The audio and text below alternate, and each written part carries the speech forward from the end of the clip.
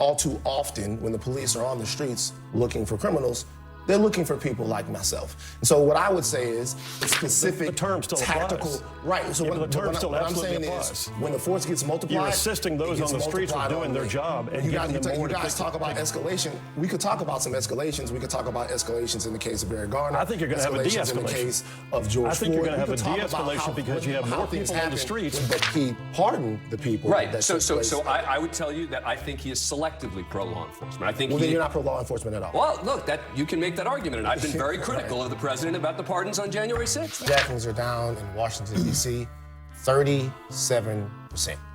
37%. From here to here? Whether 37% is a significant number, it's just math, right? It's just math. 37% drop. DOJ, whether he's convicted or not convicted, he's on tape right there talking about killing Kyle. And I speak this way tonight and not in January when it was Why hired. not? Why not? I mean, Hello, everybody. Guys, let's get right into this segment. I actually thought overall it was a good one, but some things were just left out that were right in your face. Let's check this out and we'll talk about it. Good evening, I'm John Berman in for Abby, and we do begin with breaking news. The president is sending the feds into the streets of Washington, D.C. tonight in a show of force against crime, which is down, we should note, in Washington this year. The president has been threatening to federalize crime fighting in the Capitol after the reported assault of a DOJ employee during a carjacking. Police say the suspects are juveniles, and the president responded by saying more teens who commit crime should be locked up. Again, crime is down overall in Washington this year.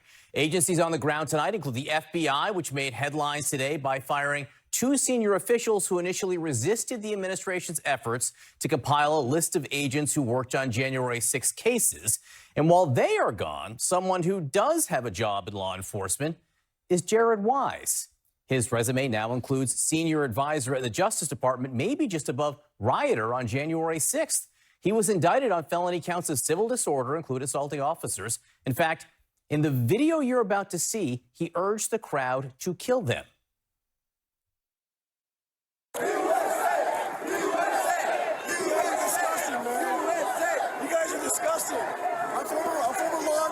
You're disgusting. You are the Nazi. You are the Gestapo. You can't see it because you're chasing your pension, right? Your pension, your retirement, right? That's what runs your life, your retirement. The sad thing is they're not even going to get their pension because it's going to be your house. And shame on you. Shame on you. Shame on you.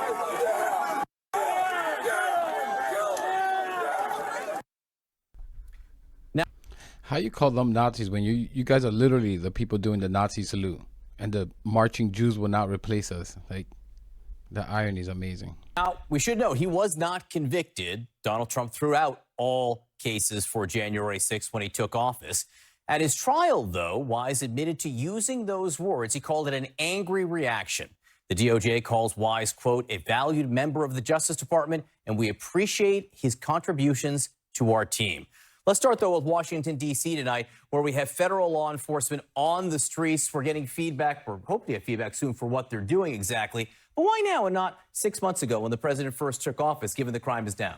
Well, first of all, the homicide rate in Washington, D.C. is very high compared to other major cities and other world capitals. So to continue to say crime is down, I think you're giving people a false sense of the fact that it is, in fact, dangerous in Washington, D.C. But I tried to tell you last night, this issue with the Doge kid, Ed, people are pissed about this, and it hammered home for a lot of Republicans the fact that Washington, D.C. is violent. There's roving street gangs. There's lots of carjackings.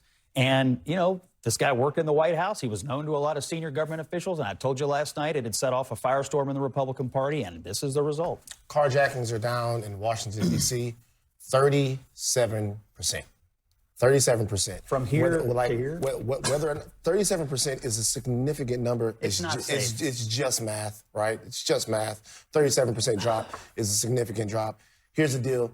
If the president is doing this because someone that he knows got assaulted, unfortunately got assaulted, and then he can use that as an excuse to do what he likes to do, which is ratchet things up and use authoritarian measures to show force and take things over.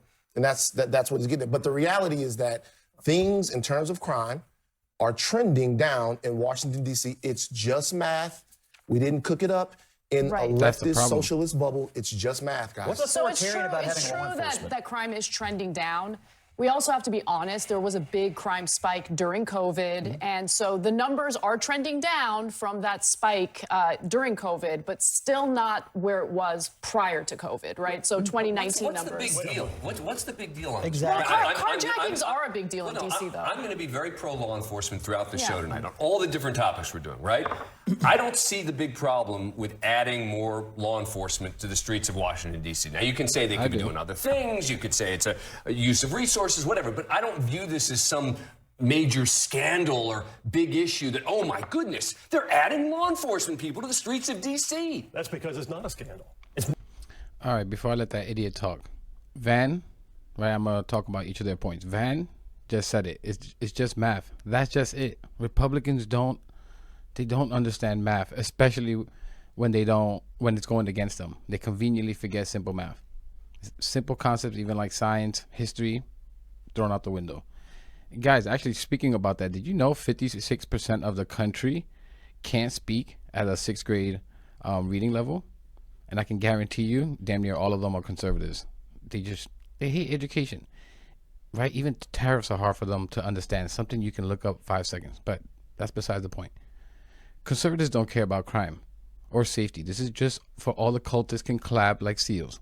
They only ever care about crime when they're targeting places that they perceive or is known to be predominantly black and brown neighborhoods. Like, it's clear as day what's happening here. And Anna said crime is going low, but not lower than COVID. Like, yeah.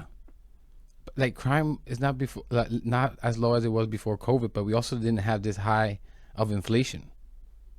When costs go up, can you imagine poverty goes up? So does crime. Like, what do people think? That during the Great Depression we had low crime? And it's always the same story. Take the money out of certain communities and see how the crime rate starts ticking up. And Dan Abrams' point, what do you mean, what is the problem? The problem, again, is clear as day that it's only, like, Republicans only care about it because, right, they're targeting Democratic cities. They don't care about the crime rate. Right? Because if they cared about the crime rate, actually, we should check that out. Let's check that out right now. So let's take a look at this, right? This is just a quick Google search, 5 seconds. And I will say DC is on the top 10 from time to time. But all this focus from Republicans on California, New York, Chicago, or Illinois, where are they on this list? Where's the focus on Louisiana, Tennessee, Arkansas? Like, I'm pretty sure the only state here I see really quickly, right? These are 9 states. Colorado's the only blue state here. Like, isn't it obvious they don't care about crime? They only care about crime in certain places. Let's be real about that. All right, let's get back to this. It's not a scandal. It's not a scandal at all. I mean, the scandal right now is that trending down is great, but when you're still have a crime rate that is higher than Mexico City in the capital of the free world, that's an issue that has to be addressed. And Trump is absolutely right to do what it takes. If the locals can't get it done, but he can provide something to assist. It's that last part. I'm just saying, what Van is saying is the crime rate is down, and we put that chart up on the screen before, showing how assault with dangerous weapons, robbery, violent crime, property down, all down pretty substantially in Washington, D.C. And to Dan's point, always put out more law enforcement if you want, if you can, but why now? Why tonight and not in January when it was higher? Why not? Why not? I mean, we all acknowledge that there is some amount of too much violent crime in Washington. Well, most of us acknowledge there's violent crime in Washington, D.C. I think we all agree that having more people out on the street patrolling, looking for criminals is a good thing. Keeping an eye on the streets is a good thing. So why not? I don't have a problem with... He's so whiny. Why not? Scott's just so embarrassing. I think even Trump might be like, yo, can you get off me a little bit? You're doing too much. My boots are clean. No more boot licking, please. Let me know in the comments, but I think even Trump would get grossed out by this dude. He's creepy. Adding more police officers, as long as they're not like abusing people or using excessive force. What I do wonder about, though, is why is there an issue right now in D.C. where you literally have teenagers? Like, the people doing the carjackings are literally teenagers. Yeah. There's something going on that needs to be addressed. And right now, it's just kind of dealing with a symptom of, I think, a deeper problem that needs to be addressed, right? I'm going to say something here that probably doesn't surprise you guys. Adding tons of police to a place to specifically respond to what the president says is unprecedented violence. It might not bother all of you guys that much. Like having the police on the street looking for criminals doesn't bother you. It bothers me. It bothers me for many reasons. It bothers me because typically, or let me not say typically, all too often when the police are on the streets looking for criminals, they're looking for people like myself. And so what I would say is, anytime that is necessary, it's necessary for the police to do their jobs, for the cops to do their jobs, fine. It's always good to have cops doing their jobs and doing their jobs in ways that respect the citizenry of the American people. However, I will say that in a situation where it is this politicized and they are sent out there specifically for a mission, it makes me uncomfortable. Can I make one comment on the politics of it? Because Jonathan Martin, our friend who writes at Politico, notes President Trump could have this week or last week gone out and said, hey, look at how much crime has dropped in D.C. This is all because of me.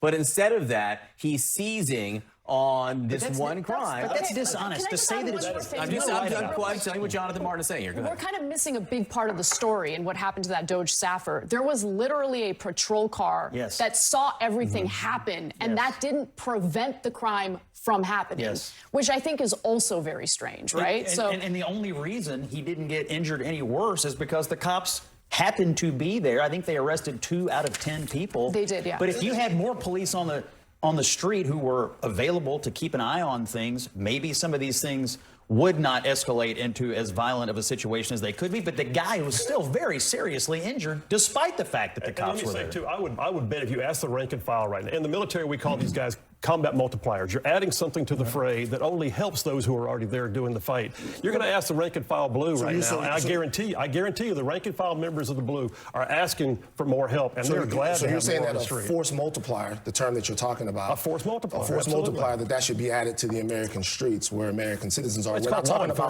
talking about operations overseas in a foreign country with specific the term still tactical. Applies. Right. So what I'm saying is, when the force gets multiplied, you're assisting those on the streets with doing their job and giving them more. You guys talk about escalation. We could talk about some escalations. We could talk about escalations in the case of Eric Garner. I think you're going to have a de-escalation. In the case of George Floyd. I think you're going to have a de-escalation because you have more people on the streets bringing it to them. No, you're going to want to have a de-escalation right now because there's less capability of the crime to take place with more troops on the street. I would like to see a more comprehensive approach to this, right? These are teenagers. I don't want their skulls broken in by police. Right. I mean, okay, if we need to enforce the law a little better, sure, you can make an argument for that. But let's keep these teenagers busy, right? Like, let's invest in these communities, give these kids something positive to focus on. You know, there's never any focus on that, which I think is strange. Yeah, I've spoken about that early on when I first started this channel, right? If a pipe bursts and it's flooding, whatever, your kitchen, your bathroom, you fix the pipe back, right? That's one thing you do, but you also figure out why the pipe burst in the first place so that it doesn't continue to happen, right? We need to start having this approach when we look at crime, not just over policing, because we know, and Van is completely right, these people are like, with this like over policing thing it sounds like it sounds like the obvious choice, but they're going to go after black and brown people. I can guarantee you this is where it leads. It always leads to that. Again, why no one talks about the red states, Louisiana, Arkansas, all the other red states. And like Scott Jennings and this dude, of course they would want more cops. Because of course, I think we can all agree they are not the ones that are going to be wrongfully targeted, or those that look like them. And I hate to make it sound so direct, but it is that direct. Racism is that direct. Cops are people. They have their biases too. They watch media. They're Republicans too. They're Democrats, right? And like, I don't want to hear about this, oh, we need a lot of law enforcement. We care about law enforcement. The more of them, the safer we are. The party of beating the crap out of police on January 6th, where multiple passed away shortly after. The party of child abuser excusers. But you care so much about crime, right? Republicans really have no leg to stand on when your boo-boo is a 34-count felon who is a very extremely likely child abuser. And like the obvious, like this has been studied over and over again. Police disproportionately target black and brown people. What do you think over policing is going to lead to? You said you were going to be super pro law enforcement tonight. What about the cops who were on the other side of this man now being employed by the Justice Department on tape saying, kill them, kill them? The rank and file that you just talked about there. You know, what do you think? I think it's terrific that the DOJ has now hired a guy who was yelling about killing cops. Right. Period. I think that's an outrage. I think that is a scandal, in my view. I think it ought to be viewed as a scandal that this guy is now working in the DOJ, whether he's convicted or not convicted. He's on tape right there talking about killing cops. And I speak this way about people on the left who talk about killing cops. I talk about people on the right. You got to be consistent, though. If you're going to say you're pro law enforcement, you got to say what that guy's doing is wrong, and he ought not to be in the Department of Justice. Well, can I ask you a question to that point? Would you say that the President of the United States is pro law enforcement? Because it seemed to me that he pardoned the people. Right. That So I would tell you that I think he is selectively pro law enforcement. I think then you're not pro law enforcement at all. Well, look, you can make that argument, and I've been very critical of the president about the pardons on January 6th. I think they're very hard to justify. Period. Yeah, Trump's not very consistent. Not just more than hard to justify, impossible to justify. Phil, you said rank and file. And I don't know what Democrats were yelling, kill cops. I never seen it. I don't know what the hell he's talking about there. How do you think the rank and file should feel about this guy on tape saying kill the Kim? Now, he says he was caught up in anger. It was just, those were just angry words. He didn't really want to kill them. But do you think the rank and file cares about that? Yeah, I think they should. I think they absolutely should, and I agree. I mean, if that was his voice saying those things, and he's now working for the DOJ, he admits to saying it was his voice. Okay, well then great. The DOJ needs to re-examine their hiring policies, but I don't think we can paint the broad brush on what's happening on the streets of DC right now. It's a separate issue. I'm just saying. Yeah. But the reality is, yes. If that occurred, and then he was hired to be, I'm not saying it didn't. I'm just saying if indeed that occurred over here, then why is he working over here? I can't explain that. I can't give that. I can't give that a buy. I can explain it because President Trump has he gains politically from empowering people, empowering people that were involved in January 6th. You make it sound like the HR director is President Trump. I will say this, it relates to your other topic about the FBI, about the people who are getting now fired in the FBI because they either wouldn't give the names of all the people who worked on the January 6th cases. I mean, remember, when you are in law enforcement, the vast majority of people in law enforcement do not pick the cases they work on. If you want to talk about the person at the top, okay. Just about everyone else works on the cases they're assigned to work on. And we have now seen mass firings of anyone, even support staff, who touched the January 6th case. That, too, is an outrage because that's not pro-law enforcement either. Again, I'll just leave you with this. The Justice Department says that Jared Wise is a valued member of the Justice Department, and we appreciate his contributions, that is in the present tense, to our team. Next, the redistricting war. I mean, like, that's what I mean. Why are we acting like Trump didn't hire them on him on purpose? Like, if I was a Republican and I'd have to lose a massive amount of brain cells to become one, but I'd be pissed about all of this because clearly it's just a distraction. And I said Trump was going to do this. Throw literally anything to not focus on releasing those files. He's doing everything he can. And his voters are going to eat it up like baby birds because they're looking for an excuse to excuse him. And back to the more important topic, at least for this segment. Anna mentioned it, right, earlier, that we need kids to do more. And yeah, when I was younger, I think maybe we had less things to do, but there was much less distractions. Like, social media has ruined a lot of people's mind. Growing up, I was outside all day. I was in recreation centers, out at the arcade, like playing basketball all day and night, hanging out at my friend's house. These kids are online all day, comparing themselves to other people who mostly lie about their life. Studies have been shown that this damages kids' minds, like, gravely. And I was thinking about this. Why can't we have more recreation centers and fund those really well? Have arcades, gigantic arcades, bowling alleys, like, get these kids off the streets, create incentives, right? I'm sure you can think of, create job opportunity attachments. If you do well here and help out running the facility, we'll get you a job or something. Like, there's 1,000 things you can do, but we're never focusing on that thing. Over police. Why don't you just get tanks and roll through with tanks then? And like, I'm going to leave it there, guys.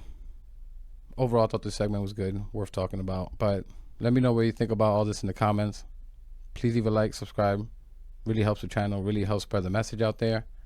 And I'll catch you in the next one.